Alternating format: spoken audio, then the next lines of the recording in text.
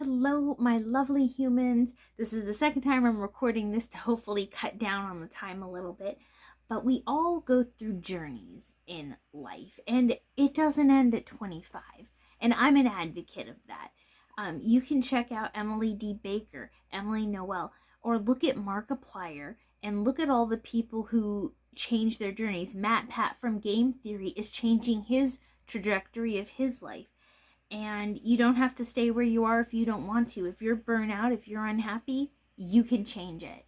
And you're always where you're meant to be. And if an opportunity shuts for you, that is just the universe saying that's not where you're meant to be.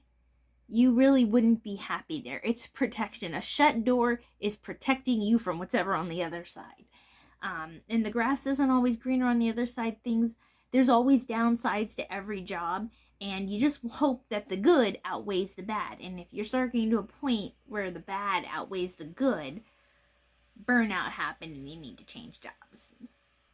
And when I was thinking about my own journey, I was like, you want to know what might be fun? To share my career journey of all the jobs that I've had leading up to now, and what I think my future endeavors look like. I thought that would be enjoyable, and I encourage you to look at your past and go, oh wow, I have done a lot. I am accomplished. You don't have to have a fancy title or medals or all these crazy certificates to be worthwhile. So with that all said, here's my journey through the jobs. So, of course, when I was an early teenager, I did a lot of like babysitting jobs and house sitting, dog sitting type of jobs. And then when I was in high school, I actually worked for the school. I was on the, I worked for the school districts like as a janitorial assistant. So during the summer, I would help clean the schools, clean out lockers and desks and stuff. I worked for 2 different schools for that, and I also worked one summer as a page at the library. If you don't know who they are, they're the people who like help put all the books back on the shelf and check all of them out. We do all the menial labor. The job itself was fine, was not a fan of my manager. But it wasn't too bad of a job. I did not understand the Dewey Decimal System then, and I do not understand it now. I also worked for one of my teachers in the summer to help like go through all of her books and records, clean out stuff that needed to be cleaned out. And it was my Latin teacher. I loved her. And then my first adult job that I got out of high school was that I worked at a rec center. It was specifically the Salvation Army Croc Center. So here are a couple pics. I was in the recreation center. I was the assistant supervisor. I got to that position. I was there for 5 years, a little over 5 years. And I loved it. I enjoyed working with the kids, the underprivileged kids. I did like a vocation Bible school. The belief system might be different, but the support is still there. It was for underprivileged kids. I did a prom thing there where we organized dresses and a whole like thing for underprivileged girls who couldn't get prom dresses and shoes and accessories and stuff. I helped with that. It was quite fun. For the most part, I did laser tag and roller skating. In fact, you can see me do a how to roller skate video. I will link it below. At the same time as I did that job, I also had been doing YouTube. I started YouTube, and at one point I have gotten paid for YouTube. I was a part of the YouTube Google AdSense partner program at one point, and I know the video that got me there is my most viewed video. But right here's like the screenshot of it. I don't think I need to link it below. You can search it if you want to, but it was me talking about braces. Now some people might think, oh, winky content. Not so much actually.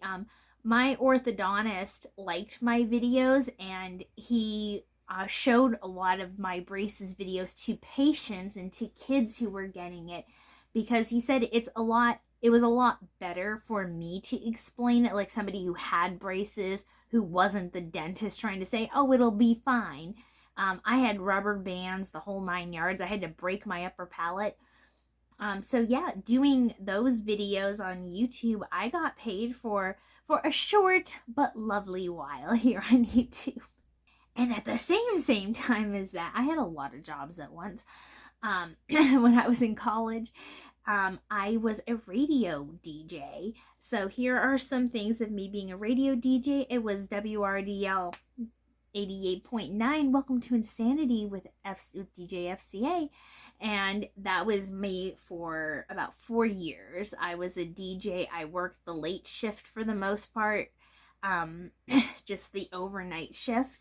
And I also, the gym that I work at now, I used to work the desk jobs at there too. And now I'm a workout instructor. Full circle, full circle.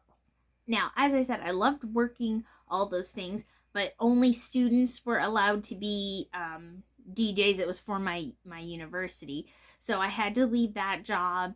I was out of college, so it was only a summer position when I worked at the other rec center, and then the Croc Center, we had new management who came in and they just cleaned house. They didn't want anyone who they could legally get rid of, they did. So I was in that clean sweep, even though I did generally enjoy that job.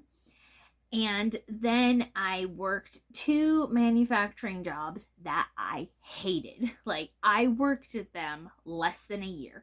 One of them I was at for 6 months, and that was at a plastics factory. And one of the main things I made were basketballs and those half yoga balls, like the Bosu balls. Yeah, I made those. I attempted to make those. I actually really sucked at it, but it wasn't my fault. I couldn't reach the machine. I'm only 4'11", and the machine is over 6 feet tall, and I couldn't reach it to open it. And so it always took me forever to get the mold open. And the management was like, "What's wrong with you? Why aren't you getting numbers?" And I'm like, "I can't reach the machine." And they said, "What do you mean you can't reach the machine? What else could that mean, sir?" And then they were like, "Oh, you physically can't reach it." Yeah, that's what I meant when I said that. The other one was miserable. A cookie factory.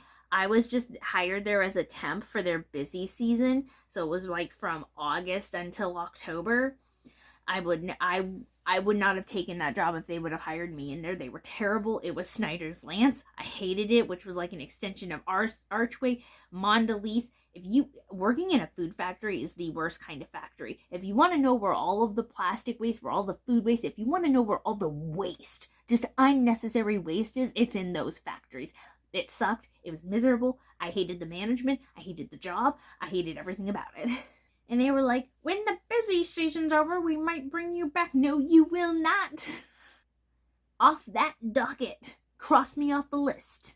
And then I worked at a daycare for a couple years. I enjoyed the daycare for the children. The children are great. I love children. I was in the toddler room. That's the fun age. And here are some pictures of me making things for the jungle theme. Like, I decorated the whole room like a jungle. We had a theme week. We had Egyptian week. We had underwater week. It was so good. It was so much fun. I loved painting and doing projects and playing outside. I loved the children. But my management sucked, and so did the parents. Like, being around a whole bunch of toddlers, that's not the issue. Dealing with parents who don't understand, yeah, I understand your child's potty trained, but they had an accident. Or, yeah, your child actually was the one who did this, and you need to sign this incident report. Your child's not an innocent little angel, okay? Just sign the incident report.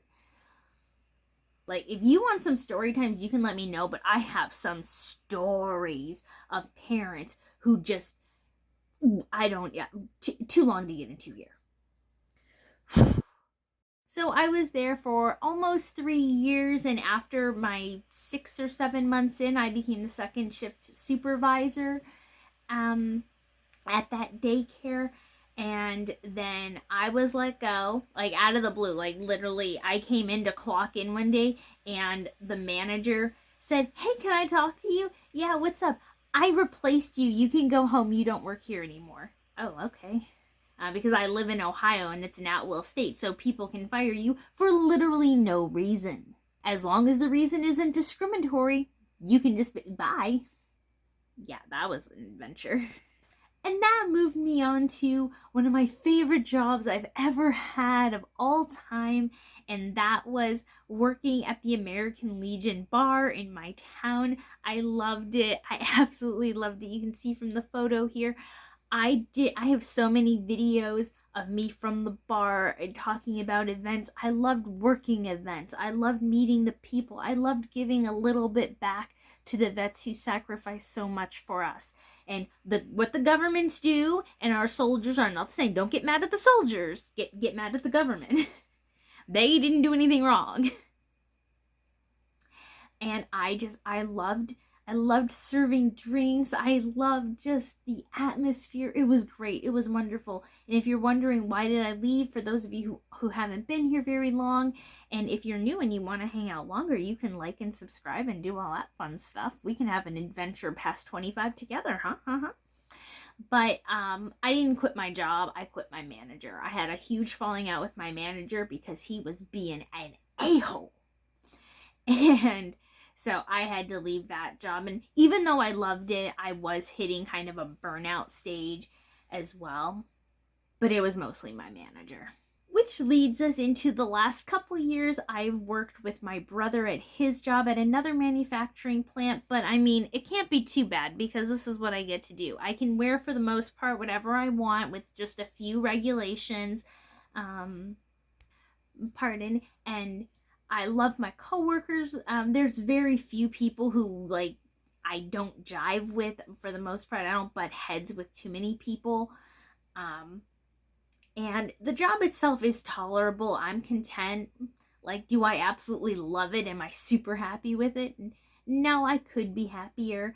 But that leads me to, I'm over 30 and I just became a workout instructor. Yeah, I'm back to my gym. It all comes back full circle where I am a cycling instructor at my gym. And it's only part-time. It's only once a week, but I love it already. It's so good.